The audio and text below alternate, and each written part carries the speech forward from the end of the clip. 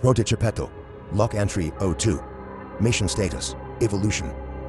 We started by building a reliable tool, but engineering isn't just about stability, it's about pushing boundaries, to explore what happens between human intuition and machine reasoning, and to boldly build what no single intelligence could create alone. There is this specific kind of excitement that only hardware can give you.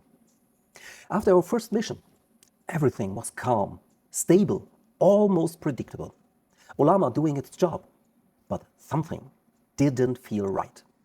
So let's be honest. If you put a DGX Spark on your desk and don't ask what happens if you floor it, you're not an explorer, you're a caretaker. The last time I touched TensorRT on Spark, it died at 98% memory load. Game over. I accepted that until December 25. On Christmas Day, NVIDIA software finally caught up with its hardware.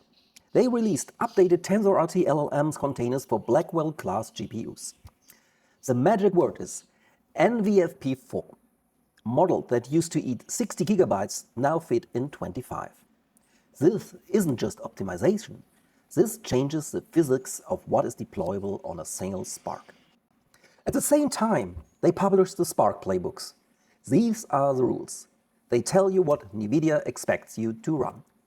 Anything outside that list, you own the integration risk. And that is exactly where the fun begins. Before we benchmark anything, let's be clear about what we are building for. This is not a chatbot. This is not a general assistant. This is a cognitive toolkit for one human switching mental gears. My brain doesn't stay in one gear. It shifts, sometimes violently. One model can't fake all of that. Shouldn't have to. The idea is simple. Don't force one model to fake competence at all of them. But this only works if switching feels cheap.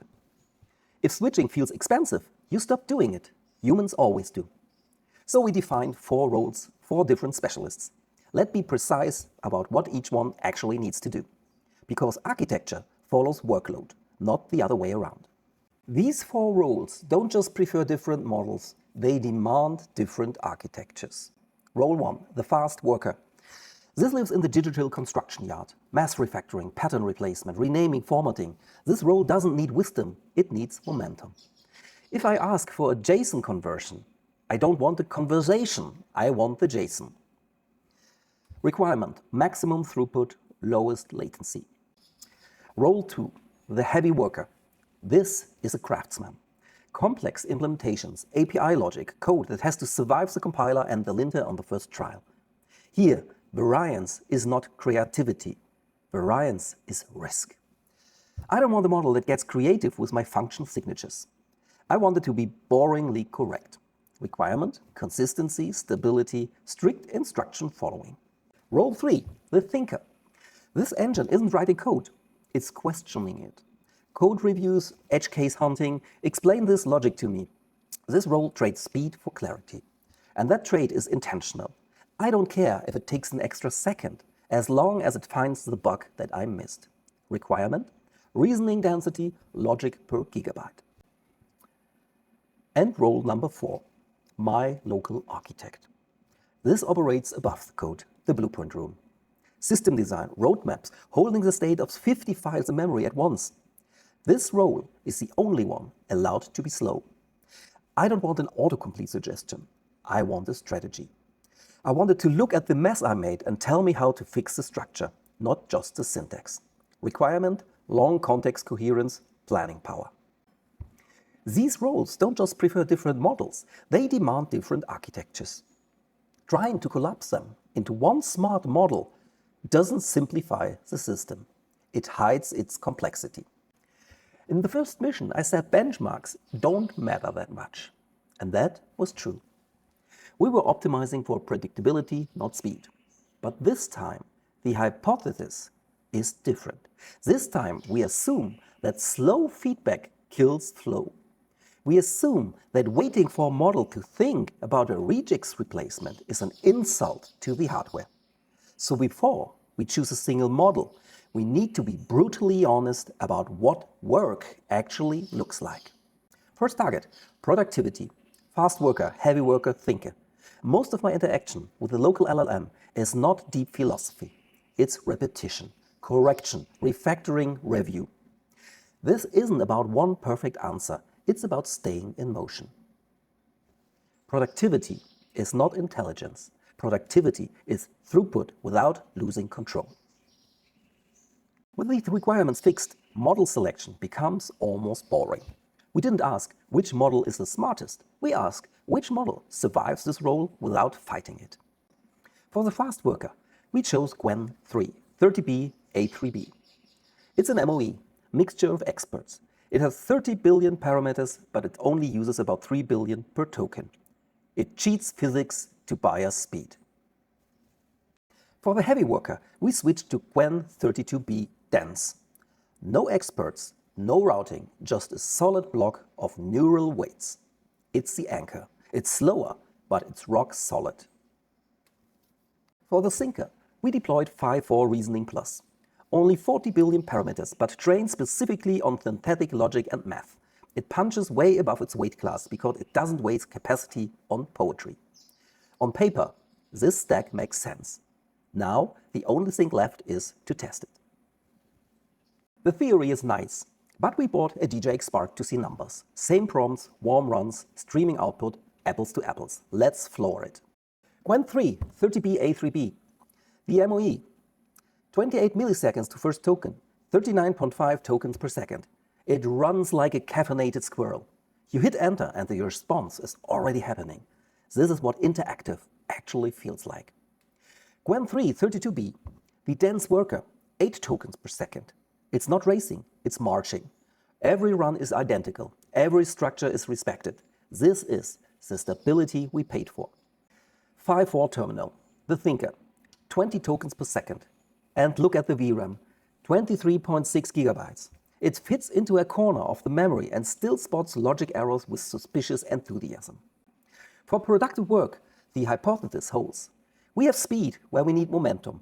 We have stability where we need precision. And we have logic where we need doubt. TensorRT delivers. The productive stack is alive. But a system isn't just about workers. Sometimes you need someone to design the building. And that is where things get complicated. According to NVIDIA's own playbooks, 2 model classes sit at the top end of what one single Spark is expected to handle. Llama 3.3 70B. Dense instruction tune, the known quantity. And Gepetto OSS 120B, sparse, MOE based, larger than anything NVIDIA officially recommends. One is the incumbent, the other is a deliberate stress test. Llama is dense, every token activates the full network. Predictable compute per token, stable instructions following, lower integration risk. The cost? High constant compute, slower steady state throughput. Gepetto OSS is sparse. Only a fraction of parameters are active per token. Lower effective compute per token. Higher throughput once running. And much larger memory footprint. The cost? Heavy VRAM pressure, more moving parts, more ways to fail. Out of the box, the REST API breaks on the Spark. The tokenizer expects an external vocab file that isn't bundled. With a manual cache fix, it becomes fully reliable. This is not a polished infrastructure. That is a field experiment. So, which one is the architect? Neither wins outright. Llama wakes faster. Gepetto OSS runs faster. Both fit in memory. Both produce coherent output. On paper, 2 viable candidates. This is not a failure. This is what happens when you push hardware to its actual limits. You don't get clean answers, you get data. So this is the part where the graphs stop being impressive and start being dangerous. Because speed is addictive, and addiction makes you ignore costs. TensorRT is fast, but benchmark with only 1 runtime isn't the benchmark, it's a product demo. vLLM was the obvious comparison. OpenAI compatible API, production grade reliability, and a completely different architecture. We started simple. The same model we already benchmarked on TensorRT, Gwen 3 32B. Our first vLLM test looked catastrophic. A 32 billion parameter model consuming 110 gigabytes of VRAM. Completely unacceptable. Nothing was broken, which was worse. The system was doing exactly what it was told. It just wasn't told to use quantization. One missing flag. Without it, vLLM silently fell back to 16-bit precision. With a flag, memory dropped to 35 gigabytes. Then we tested the architect model, GPT-OSS 120B, again. This model uses the open standard MXFP4, not the native NVFP4. According to the playbook, both runtimes support it. Under vLLM, the model completed the task consistently. Full output length, no variance between runs. Under TensorRT, the model did not fail, but it did not behave deterministically. Some runs stopped at 96%, others at 78%. Nothing in the prompt changed. By this point, one pattern was impossible to ignore. Performance didn't depend on GPU anymore. It depended on how well the runtime understood the problem it was solving. After days of testing, I'm not left with answers. I'm left with orientation. NVIDIA software finally caught up, and that made all of this possible.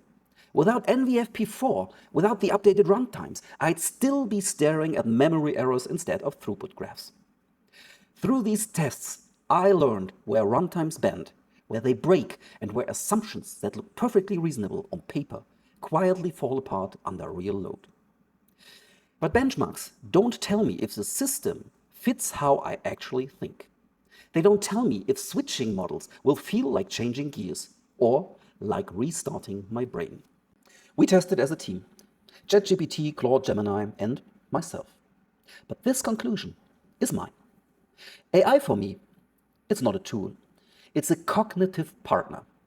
Each one brings different strength, different ways of reasoning, and different kinds of friction. Much like working with different colleagues. So before I decide what role local AI should play in my workflows, I need to work with it, not just measure it.